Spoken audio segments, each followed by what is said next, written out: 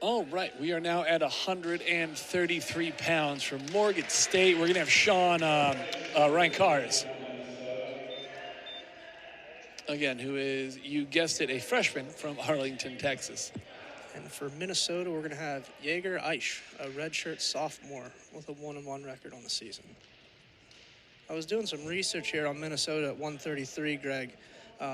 Obviously, last year they lost a big transfer, an All-American, Aaron Nagao. He went to Penn State during the offseason. So they lost that All-American. It looks like for this year they have some options. Tyler Wells is a true freshman, and he wrestled against Bucknell, and he picked up an 11-5 win over number 17 Kurt Phipps from Bucknell. So that was a big win for them as a freshman. And they also have Jake Gleva, who is ranked 26th by Flow, 19th by Intermat. He was their projected starter for the year. So it looks like they got some choices here at 133. We get to see Jager Eisch here today. It's what we call good problems, Ty. Yes. And with Tyler Wells picking up that win over number 17, they'll have some options with him.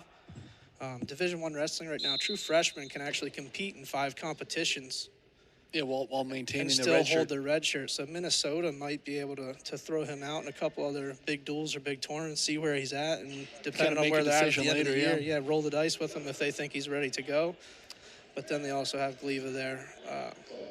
And Jager Eisch, again, wasting no time, currently going for his second turn. He's up 7-0 right now, minute of riding time. Going with that ball and chain tilt.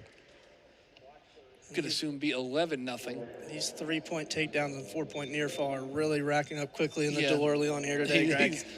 These matches could be pretty quick.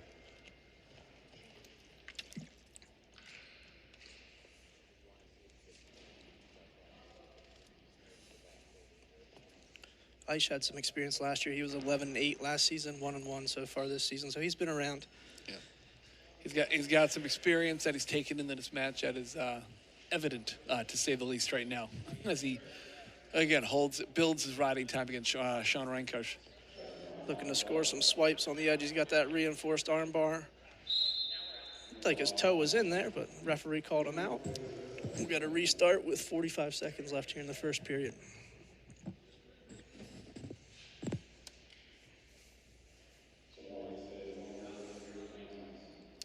Starting on the opposite side. Ryncarz back up to his feet, going for the mat return. So far, the season's pretty young here for Minnesota. They had one tournament they competed in. They were at the North Dakota State Bison Open, where they had 1, 2, 3, 4, 5, 6, 7 champions there. So they cleaned up pretty well at that open tournament to start the year. And then they had this duel last Thursday with Bucknell. So this will be their second duel of the year here today. And Morgan State has participated in the Southeast Open, and it has had duels against Pittsburgh, VMI, and what's that last one? Was UNC? Navy. Yes, Navy. Yep. And Morgan State looking for their program's first dual win still, which, again, with the schedule they built, it's going to be a tall order, but we're pulling for them. And Ryncarz fighting off that arm bundle right now, that crossface. Gonna want to peel that hand.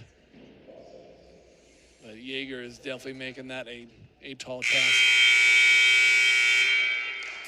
All right, so all but 17 seconds was spent on Shawn Ryncarz's stomach with 2:43 of riding time from that first period. Gonna be 11-0 right now. That is not a fun way to spend a period. No. And again, with a takedown or a turn could end this match pretty quickly. He's in on a lefty high crotch, tries the cross finishes, very nice. Looking to Turk here. He might be able to climb up, cross face over, and get some backs and put this thing away that here. may be all she wrote, ladies and gentlemen. And that, Ty, that's a pinning combination that just keeps getting worse as it progresses. Morgan State just hoping to belly out here. Yep. That'll do it. That'll be a technical fall for Jager Eisch of Minnesota, moving the team score to 11-0.